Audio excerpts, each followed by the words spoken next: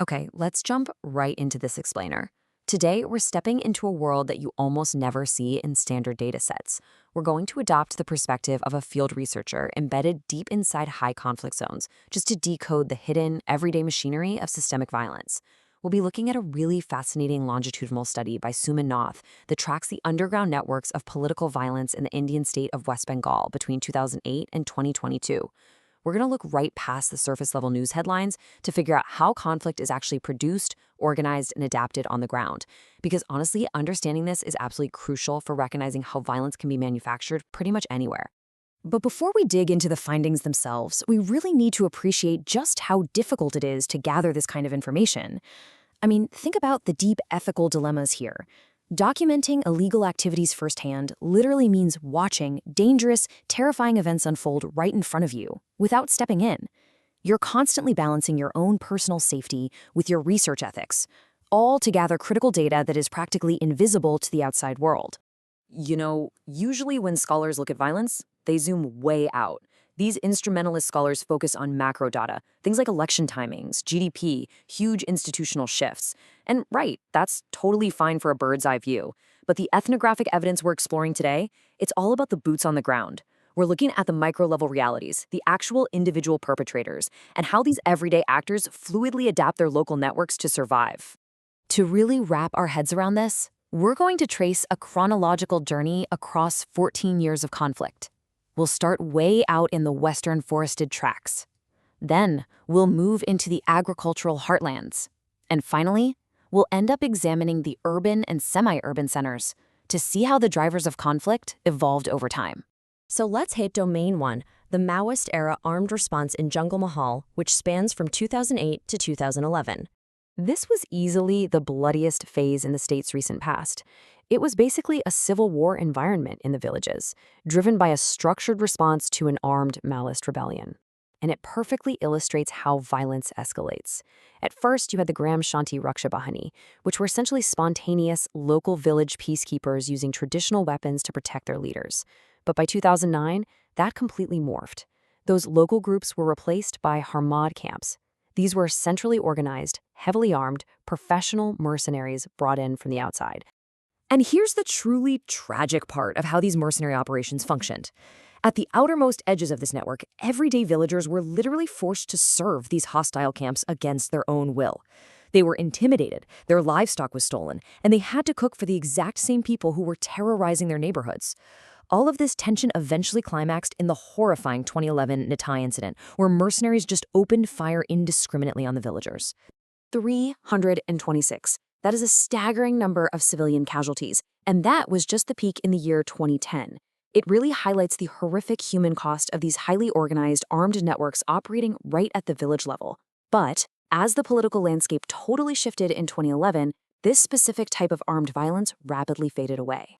All right, moving on to Domain 2, agricultural power networks in the Bardhaman district, roughly from 2008 to 2013. We're leaving the forests for the farmlands now. And here, the violence wasn't about armed rebellion anymore. It was all about economic control. A major political transition was happening, and it violently disrupted deeply entrenched agricultural networks. Everyday farming elements literally became battlegrounds. Simple things like debt recovery or disputes over water allocation turned into violent challenges against local elites. And check out that last one, potato bonds. These are papers that track potato storage. Whoever controls these bonds controls the profits. So as political power shifted, local actors violently fought to break into these closed networks just to guarantee their cut of the middleman money. When you look at the hierarchy here, it's wild. You've got investors, middle persons, and professional goons at the top. To keep their oligopoly on the agricultural sector during this transition, these goons and middlemen just fluidly adopted their political affiliations overnight. Think about how absurd that is for a second. The very goons who protected a farmer on a Tuesday might be the exact same people demanding they abandon their land on Wednesday, acting like shifting warlords of the potato market. It was entirely about survival and profit. Ideology had absolutely nothing to do with it. Which brings us to Domain 3, low-intensity communal riots, basically from 2013 up to the present. Entering the post-2013 era, the researcher noted a really chilling transition. The networks of violence pivoted away from party-based conflicts and shifted toward low-intensity, identity-based clashes. When we break down the triggers for these recent riots, 30% are linked directly to worship. But look at the 26% labeled other random incidents. We're talking about things as mundane as a minor road accident or a neighborhood argument.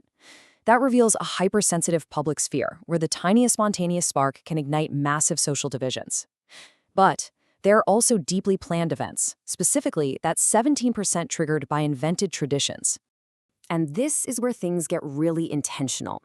Instead of spontaneous outbursts, local agents use newly invented or highly escalated traditions, like massive armed Ram Navami rallies or newly aggressive Islamic jalsas. Local organizations and political entities rapidly weaponize these specific events. The goal? To intentionally rupture long-standing syncretic communities where people of different faith had peacefully coexisted for generations. Okay, Section 4, the violence blueprint. Who is actually operationalizing all of this violence?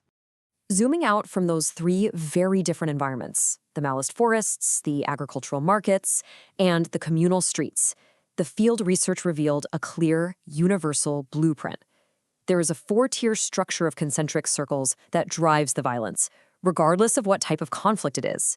And grasping how these circles interact is the absolute key to understanding grassroots political violence. It works like this. Right at the center, you have the core group. These are the political and economic elites who actually fund and organize the agendas. They hire the first layer, professional goons who sell their skills to the highest bidder.